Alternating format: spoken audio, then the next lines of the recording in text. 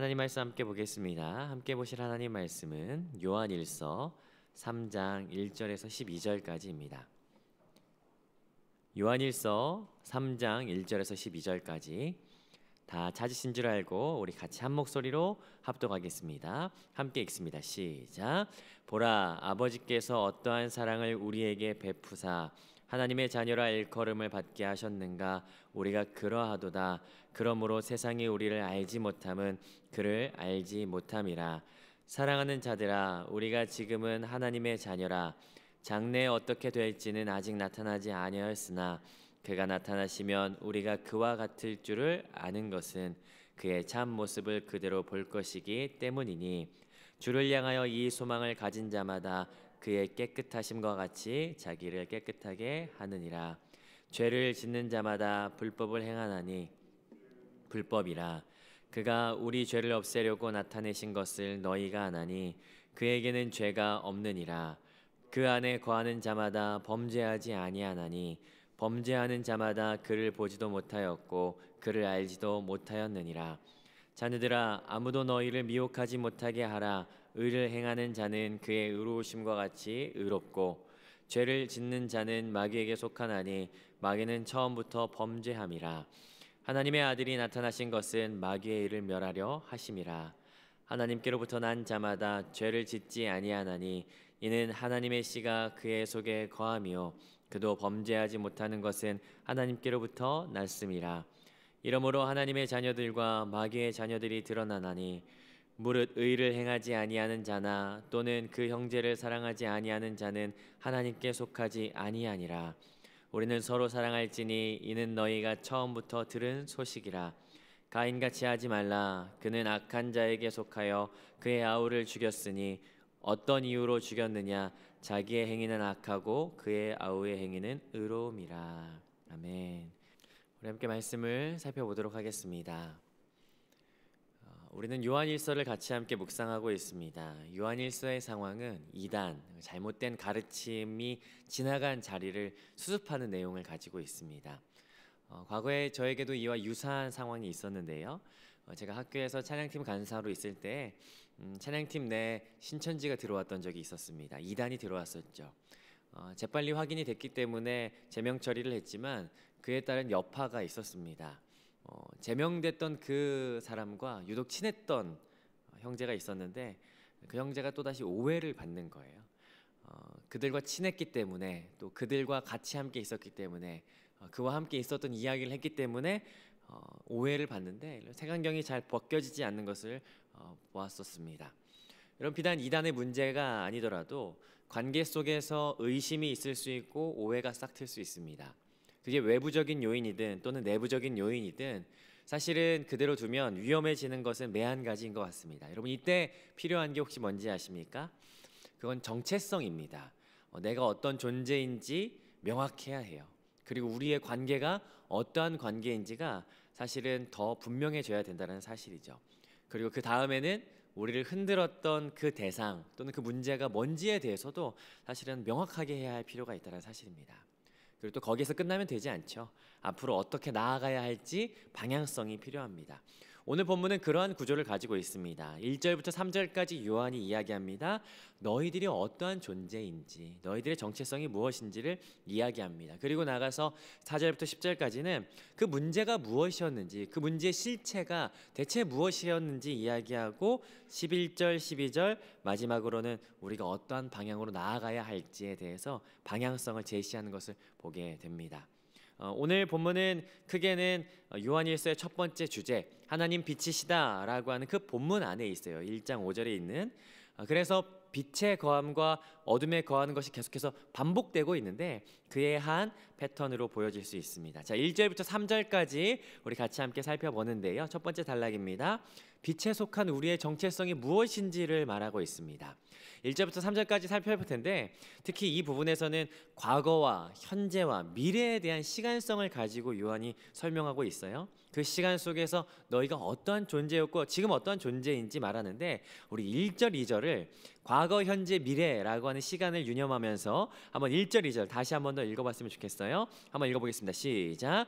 보라, 아버지께서 어떠한 사랑을 우리에게 베푸사 하나님의 자녀라 일컬음을 받게 하셨는가. 우리가 그러하도다. 그러므로 세상이 우리를 알지 못함은 그를 알지 못함이라. 사랑하는 자들아, 우리가 지금은 하나님의 자녀라. 장래에 어떻게 될지는 아직 나타나지 아니하였으나 그가 나타나시면 우리가 그와 같을 줄 아는 것은 그의 참 모습 그대로 볼 것이기 때문이라. 찾으셨습니까? 여러분, 여기에서 우리가 어떠한 존재인지 가장 먼저 눈에 띄는 게 있어요. 그게 뭐예요? 2절에 보니까 사랑하는 자들아 라고 이야기해요. 여러분, 왜 사랑하는 자들이라고 이야기하는지 아십니까? 그 뒤에 이야기해요. 우리가 언제요? 지금은 하나님의 자녀이기 때문이다 라는 거예요. 이게 현재입니다. 현재 우리는 사랑받는 자, 사랑하는 자, 하나님의 자녀라는 사실이에요. 그럼 제가 질문해 볼게요. 어떻게 해서 하나님의 자녀가 될 수 있을까요? 1절에 나타나죠. 1절은 과거입니다. 1절을 시작하는 말은 보라 라고 이야기하는데, 한번 봐라, 주의를 집중시키는 거예요. 보라. 이어서 우리가 하나님의 자녀라 일컬음을 받게 된 것은 이전에는 아니었어요. 그러나 아버지께서 우리에게 무엇을 베푸셨습니까?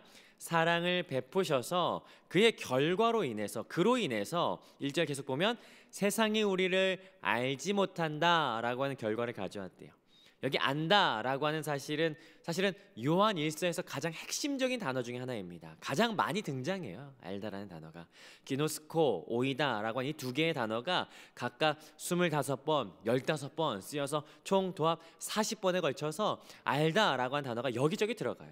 그런데 이 알다라고 하는 단어는요, 단순히 피상적으로 인식적으로 안다라고 하는 것을 이야기하지 않습니다.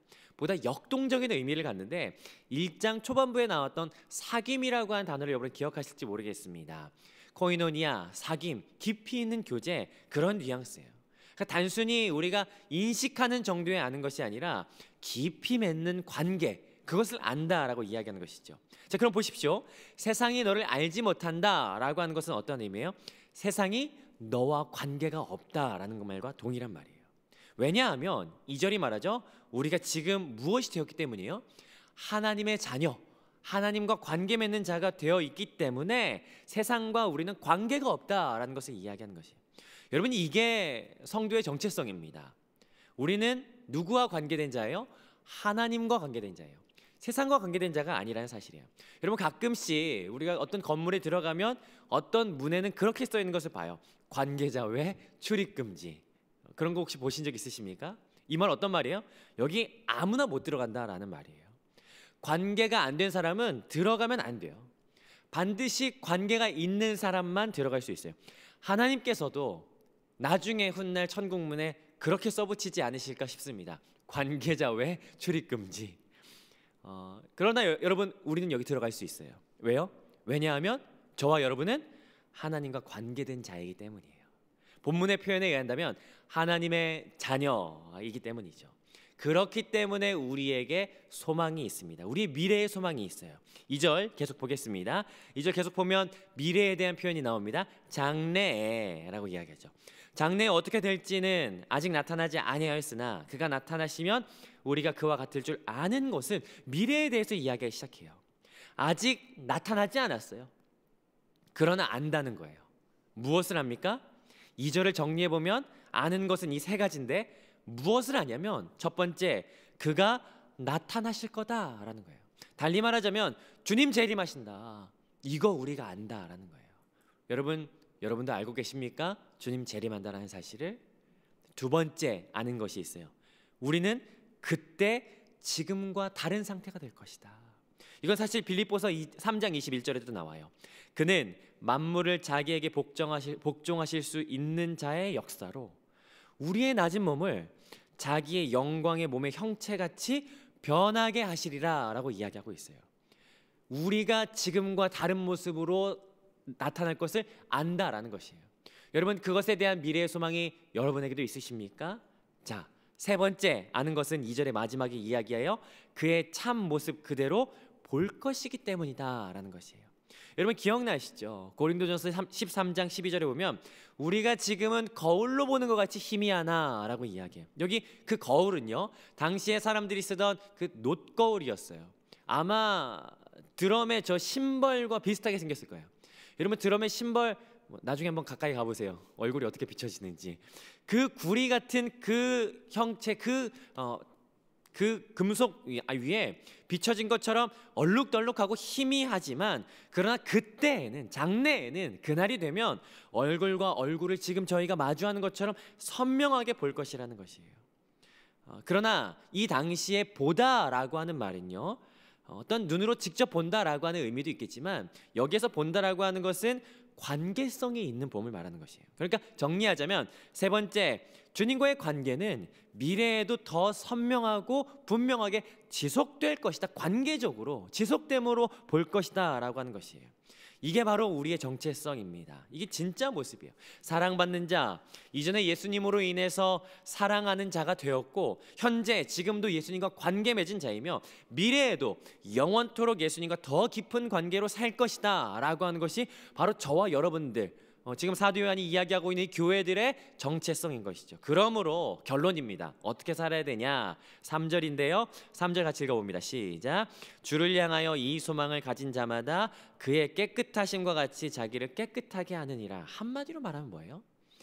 그 정체성을 가진 모든 이들, 그들은 빛에 속한 자들인데, 그 빛에 속한 자들은 자신을 깨끗하게 사는 삶, 정결한 삶으로 나아가야 된다라고 하는 것이 삶의 자세인 것을 보여주게 됩니다. 왜냐하면 4절부터 10절까지 이야기하거든요. 어둠에 속한 것이 무엇인지, 그리고 그 어둠에 속한 것을 보여주면서 우리가 어떻게 살아가야 될지를 보여주고 있습니다. 4절부터 10절까지를 눈으로 한번 쓱 훑어보십시오. 가장 많이 나오는 단어들이 있어요. 그게 뭔지 찾으셨습니까? 죄, 불법, 범죄, 마귀, 이런 말들이 굉장히 많이 등장해요.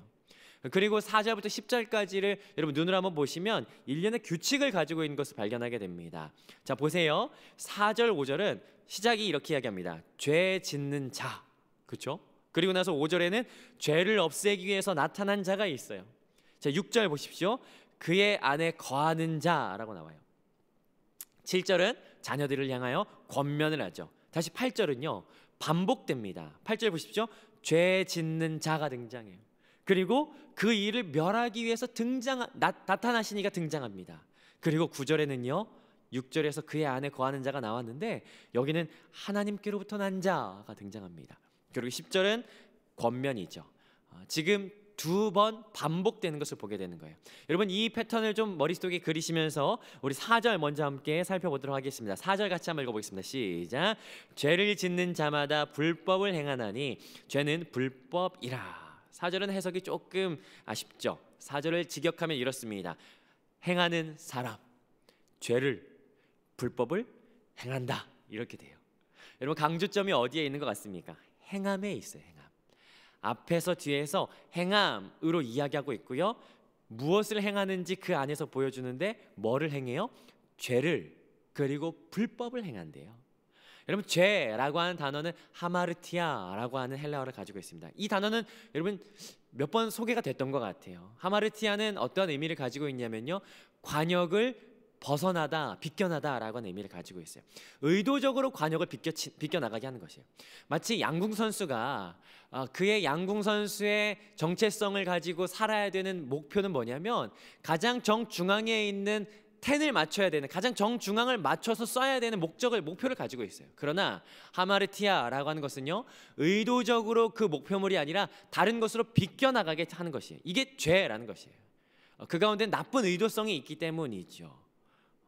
불법은 뭘까요? 불법은 아노미아라고 이야기해요. 사전적으로는 법에 대해서 공개적으로 대항하거나 저항하는 상태를 말하는데, 여러분이 불법이라고 하는 단어가 들어가 있는 아마 그 절을 여러분 쉽게 기억하실 수 있을 것입니다. 마태복음 7장 22절 23절에 보면 나더러 주여 주여 하는 자가 있는데 그들을 향하여 예수님께서 말씀하십니다.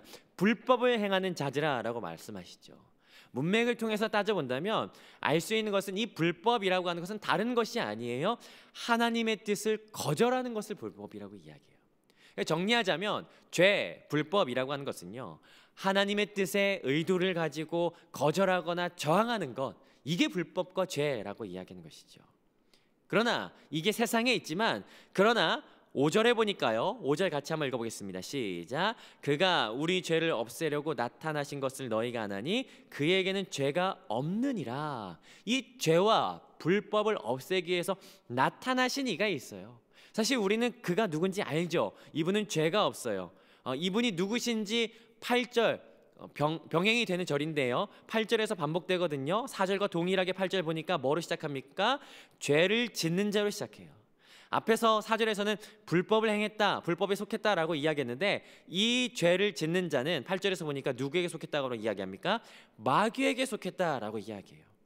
4절에서 죄를 없애기 위해서 나타나신 이가 있었듯이 8절 중간에 보니까 누가 나타났습니까? 동일하게 하나님의 아들이 나타나신 것은 이라고 해요. 하나님의 아들, 죄가 없으시니 이분은 누굽니까? 예수 그리스도시죠. 그리고 예수님은 이어서 8절에 하나님의 나타나신 것은 위에서는 죄를 없애기 위해서 나타나셨는데 여기 8절에서는 하나님의 아들이 나타나신 것은 마귀의 일을 멸하려 하심이라 라고 이야기합니다. 하나님의 아들이 나타나신 이유는 마귀의 일을 멸하기 위해서랍니다. 여러분 5절과 8절을 비교하면서 봤는데 정리하자면요, 죄라는 것은 누구의 일인 거예요? 마귀의 일인 것을 알 수가 있어요. 그리고 이 마귀의 일을 멸하기 위하여, 죄를 없애기 위하여 오신 분이 있습니다. 그분이 누구십니까? 예수 그리스도다라고 하는 것을 우리가 5절과 8절, 4절을 통해서 알 수 있죠. 그래서 6절입니다. 그 안에 거하는 자마다. 9절입니다. 하나님께로부터 난 자마다 어떠합니까? 다시 6절, 범죄하지 아니한다. 9절, 죄짓지 아니한다라는 것이에요. 이것은 우리가 죄를 지을 능력을 상실하는 것이 아니에요. 여전히 우리는 죄에 대한 가능성이 있지만, 그러나 이제는 죄가 너희들에게 주인 노릇하지 않는다, 죄로부터 종 노릇하지 않는다라고 하는 것을 보는 것이 더 좋을 것 같습니다. 그러므로 7절입니다. 7절은 권면의 내용이에요. 7절 같이 한번 읽어보겠습니다. 자녀들아 하면서 하는데요. 7절 시작. 자녀들아 아무도 너희를 미혹하지 못하게 하라. 의를 행하는 자는 그의 의로우심과 같이 의롭고. 자녀들아 아무도 너희를 속이지 못하게 해라 라고. 여러분 여기 미혹하다, 속이다 라고 하는 것은요, 정확하게 플라비오라고 이야기하는데요, 사실은 2장 26절에서 나왔어요. 누가 미혹하냐면 요한일서 2장 26절 제가 읽어보겠습니다. 너희를 미혹하는 자들에 관하여 내가 이것을 너에게 썼노라. 2장 26절에 보니까 미혹하는 자가 누구냐면 거짓 교사라고 이야기합니다. 그래서 이것과 같이 함께 생각해 본다면 3장 7절에 미혹하는 자는 마귀의 일을 하는 거짓 교사라는 사실을 우리가 알 수 있죠. 그들은 미혹해요. 여러분 생각해 보십시오. 미혹한다라고 하는 것이 나 지금부터 너 미혹할 거야 라고 하면서 어디 한번 버틸 수 있으면 버텨봐, 이런 식으로 미혹을 합니까? 아니죠. 미혹이라고 하는 것은 진짜를 가장하여서 속이는 것을 미혹이라고 이야기해요. 그러나 오늘 본문을 통해서 알 수 있는 것은 진짜와 가짜는 구별되고 드러날 수밖에 없어요. 그건 병행 구절인 10절과 함께 살펴본다면 어떻게 드러나냐면요, 10절과 우리 7절을 비교해서 보면 어떻게 드러나냐면 그것은 의를 행하느냐 또는 의를 행하지 않느냐로 드러난다라는 사실이에요. 의는 신명기 6장 25절에 보면 의는 다른 것이 아니라 하나님의 뜻에 순종하는 것이에요. 그러니까 다시 말하자면 하나님의 뜻에 순종하느냐 순종하지 않느냐를 통해서 그것이 진짜냐 가짜냐가 드러난다라는 사실이에요. 그것은 어떤 결과로 나타나냐면 10절에 보면 형제를 사랑하느냐 사랑하지 않느냐로 드러난다는 사실이에요. 이들을 하나님의 자녀냐 아니면 마귀의 자녀냐라고 구분하는 것을 보게 됩니다. 자, 그럼 정리하자면요, 어둠에 거한 자는 결국에 죄와 불법에 속한 자인데 이들은 마귀의 일을 하면서 마귀의 자녀라고 일컬음을 받는 자들입니다. 이들이 하는 것은 미혹하는 것이에요. 이들이 미혹할 때에는 가짜를 진짜처럼 속이는 것인데 사실 이것은 드러날 수밖에 없습니다. 어떻게 드러나냐면 하나님의 뜻에 순종하느냐 순종하지 않느냐로 드러날 수밖에 없어요. 그러니까 우리 가운데 진짜냐 가짜냐가 드러날 수 있는 것을 판단할 수 있는 것은 너희가 하나님의 뜻에 순종하느냐 순종하지 않느냐로 분별할 수 있는데 그 대표적인 모습이 뭡니까? 형제를 사랑하느냐 사랑하지 않느냐로 드러난다는 사실이에요. 그러면서 4절과 10절을 통해서 우리에게 주어지는 권면은 뭐예요? 너희가 진짜라면 형제 사랑하라 라는 것이에요. 그래서 11절에 우리에게 방향성을 제시합니다. 11절은 두 번째 주제의 시작이에요. 1장 5절에서 너희가 처음 들은 것이 있었는데 그것은 하나님 빛이시다 라고 했다면 11절 이제 시작하는 것은 너희가 처음 들은 소식이 있는데 그것은 서로 사랑하라. 이게 두 번째 주제의 시작이죠. 오늘 본문에서 이어서 이야기한다면 어둠에 거하는 죄의 길, 그 마귀의 길이 아니라 하나님께 속하였다라고 하는 길은 바로 형제 사랑하는 길인데 너희가 이 소식 들었다. 11절 서로 사랑하라 라는 것이에요. 이 본문은 내일부터 시작되는 두 번째 주제인 서로 사랑에 대한 커다란 본문으로 같이 함께 살펴보면 좋을 것 같습니다. 오늘 본문을 통해서 우리는 발견할 수 있습니다. 여러분, 우리의 정체성이 무엇입니까? 우리는 사랑하는 자들, 사랑받는 자들, 하나님의 자녀라는 사실이에요. 그러나 세상에는 미혹하는 자들도 있어요. 마귀의 자녀들도 있는데 마귀의 자녀와 하나님의 자녀를 가로지르는 기준이 있습니다. 그것은 뭐냐면 누구에게 속했냐라는 것이에요.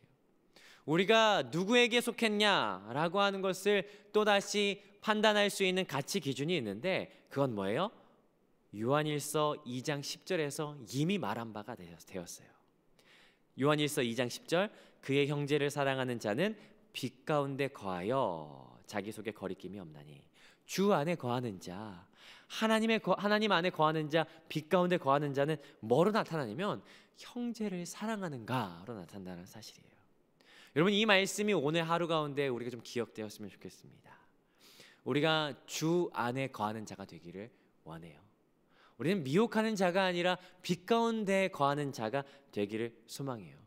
그렇다면 그 빛 가운데 거하고 하나님 안에 거하는 자는 어떤 하나의 모습으로 드러나는데 그것은 단순히 감상적이고 막연한 사랑이 아니라 형제를 사랑하는 관계적인 그 사랑 안에서 실천적인 사랑으로 표현된다라는 사실이에요. 이것은 고린도전서 13장 4절부터 7절까지에 있는 사랑은 이라고 하는 것이 무엇인지에 대한 것과 동일한 문맥을 가지고 있다는 사실이에요. 고린도전서 13장 4절부터 7절까지는 사랑에 대한 15가지 속성을 이야기합니다. 이것은 모두 그냥 어떤 사랑은 뭐 핑크빛이네, 사랑은 따뜻하네 이런 감상적인 표현이 아니라 관계에 기초하고 있다는 사실 기억하셨으면 좋겠어요. 제가 몇 가지 읽어드릴 테니까 오늘 하루를 살아가시면서 이 말씀 기억하셨으면 좋겠습니다. 고린도전서 13장 4절 사랑은 오래 참습니다. 우리가 관계 안에서 여러분 오래 참는 것이 사랑의 표현입니다. 초조해하지 않는 것이에요. 기다릴 수 있는 것이에요. 더 많이 사랑하는 사람이 더 많이 참습니다. 13장 5절 사랑은 무례히 행치 않는 거예요. 여러분, 예의를 갖추는 것 이것이 사랑의 표현입니다.